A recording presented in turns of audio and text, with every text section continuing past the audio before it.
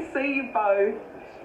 This is such a treat, isn't it, Emma? I mean, have you met before? No, it's the best bit about the BAFTAs. We literally had you talking for about half an hour before we started the interview. You get to see all the people that you've just seen their movies, and you're able to say to them, you were amazing in the flesh. It was, wasn't it? You were extraordinary. I mean, you did say it must have got under your skin like I can't believe, because it was like watching somebody channeling. It was Elvis.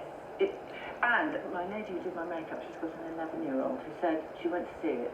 She's 11, right? So it's all just, that sting is just beginning, and she said, Mummy, who is that man? Well, Emma, listen, you are a BAFTA pro. Yeah. What is your advice for our Oscars? Yeah. Well, don't get too drunk before the ceremony. That's always a good shout.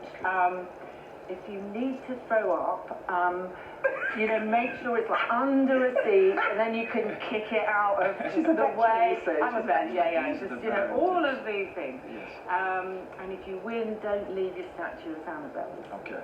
Which is Have you easily done done. this No. Okay. I've never been to Annabelle's, actually. Really? Guys, do you want me to leave you alone? Well, actually, it'd be really nice. Although, obviously, we would be in the room with 5 other people. It's so lovely to see you, Emma. Obviously, we've got to talk about Good Luck to You, Leah Grant. What an amazing film. It kind of made me empower myself that, you know what, I don't need a man. I can look after myself. I can love myself. Yes. When you saw the script, what was you thinking?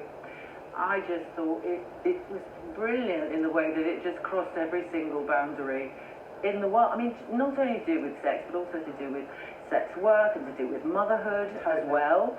You know, the moment where she says, well, I don't know whether I'd have done it if I'd known. And then he says, well, what would you have done? She said, well, anything. I could have done anything.